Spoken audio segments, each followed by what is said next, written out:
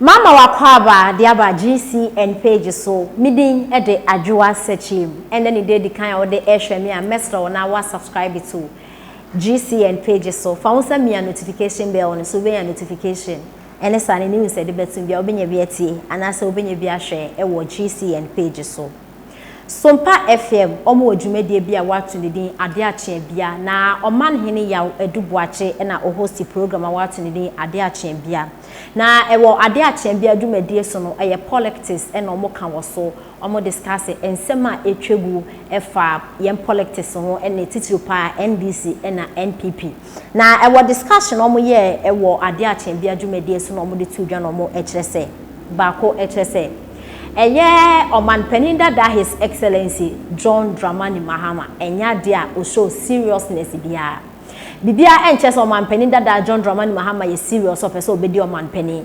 eyampa seriousness bia enche because on promise Ghana for say me be we nya de obeka na friends when me say Ghana yesika sentisi engina ye nti e wo say wo de eniema bi egu akwan ma na say wo kache Ghana for say me ba sika sema enkoyie no say na me de betudwa Omanhene da John Dramani Mahama enke bia na mmome no omo ekyerese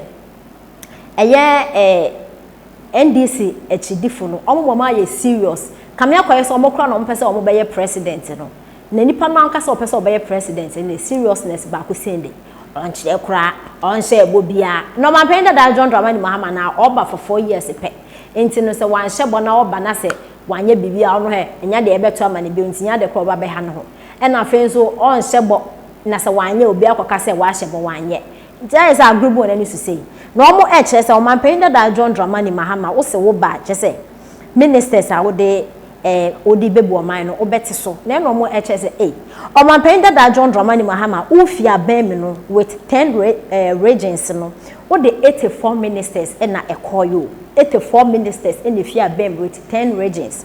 And our friends, so His Excellency Nana Kufado at the 86 ministers, including 16 regions, and a eba fear bem. And this over catch a Ghana for say, over ministers no better so, and our friends over scrappy a year as Graciana, and some of can shop him. And there is a one serious be. One said that you're serious over pack on omo eche se kamia kwa so Omanhene da John Dramani Mahama na se o so ahwa se befa because onididi wo Ghana fu so better ba man adofo de yenti ensem a ekoso e wo Sompa FM ade ache bia dwumede discussion so me teaser so Omanhene ya mu chocho ni nyina ne ye koba ho ai Omanhene ma menteu His Excellency John Dramani Mahama or the 84 ministers and a call a free abem including 10 regions. Another Kufado at the 86 ministers, including new 6 regions. At the end, me papa who is obey me the 60 ministers. Aye Juma. A one year ye. Adebi ami who His Excellency John Dramani Mahama.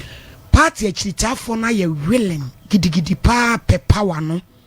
Wamumra shebi gafone ni abre pa pe power no. But I say, me papa John Dramani Mahama no one seriousness no. Me hune sa. Ade. Oh, so with the way I'm rushing with your phone and your break party chita phone and your brasse. As me papa say, a group be I say, hey, when you serious be oh, me seriousness pa me who say, and your brace or the edge to me hune sa. On say on shebo. On say your mother dan obey. Also on shebo. Na say, what's your name? You say on shebo. He's been smart. And I make a John on Shabo, na Diana Hoyeno. I say, one ni papa, I say, befa, I say, fa, Miss Anna Muno, but I chita for the Dianiabre. No, dear any moon. Near my so Canyan, who are dim, sir, on Canyan, who not on my own, dear good pronoso. Sika Sam, the dear Jana baby, Jane. Me ba sika semono say na me be amaga ne sika sema ye kama na aka kire me say wo be 60 ministers awoko udi 84 ne ko ya e de na si hwan na be yi na firim wo be yi agrek wo be yi half so ni kan be fa so e bi calculate system no oh bra calculate system no na de say as a film I wo papa mu no mo na akọ form sa me hu ni sa chitafo na asoafo no ne mrase bedwafo no de omani abre na wono a odi animu no ese ni ese ye entranwe bi sana mi matra makwe onye serious bebre na mpa that take creative space na anka wunya kwan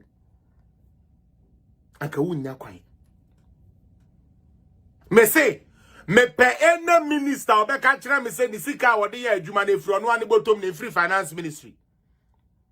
Yes, any me pe ene minister ene sector wo dia wo se wo sector no enya finance minister na copes come out na wo de project peja wo sa ne ehwe no se wani mu egu asinti wuntumi ma won sa so eye beye ne de ma mota freye mutie eye beye ena mama NDC for dada mo anka mudi ko jimi because na omutugo na papa no o make you party no unpopular o make you party no unpopular o make you party ena mo so jimi sem mo perokwa interest na mo MPC amo pedi dinti mo pia na de ne share ebo ase. And me Ken, like I said, posterity would be the person that will vindicate you. Sika papa we releasing every year. Right now we are talking about education minister and all so say finance minister releasing 2.9 billion for education man on free education. Mokai say mahama say no over 2 billion crop free education. Say mokai. But papa we dia waje say 2 billion no e de boa Ghana ma. Woni a wo papa ne wo maame no mu ni bi. Woni a wo papa ne wo maame no mu eni bi. Enyankama. Emema kwasiampafo bi a anhwe ye ma emmanti. Emema tutubotomfo agimifo bi a ye ne ma wo ne yanhwe omunti no enne mo hwe de ekoso. But papa e hwe wo ba school. Wa ma na aduane. Wa ma ne textbooks amana atade amana mpaboa. Na wa be ka kire me se sa gari olonka mienu. Sardine miensa. Sitono kurawa na aye ni fie. Anaso obekọ hema we ye je wono akwaje ayi sebe kese ne baako. Ene abonkuruwa. Kese beka se NPP ni wonya na wo de ade ye be wona kuno kese Jimmy na. I want you people to look at this. Honorable TK. Because the road has security implications. I am pleading that we will take the Highways Authority to court.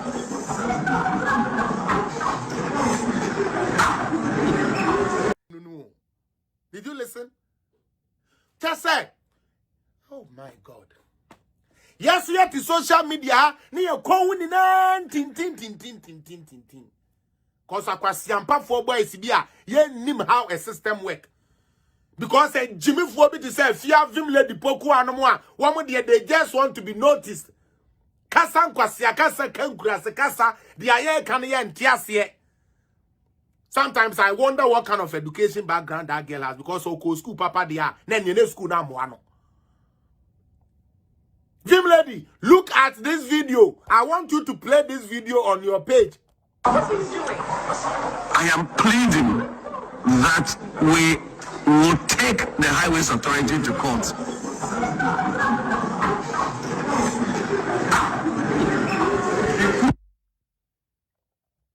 This is what is happening in Parliament. This is Cynthia. Just say, Kwabna don't cut down in any. Na ohun say eye KT Hamon no say Tihiru pa de chese Ewurade Nyankopɔ me nua yi chese me ya de eye serious kra no hwede a wo ye me wa ha na sabi o yani a yakasa enko parliament me ka ho yani a yakasa enko ba bia no ne ya nim say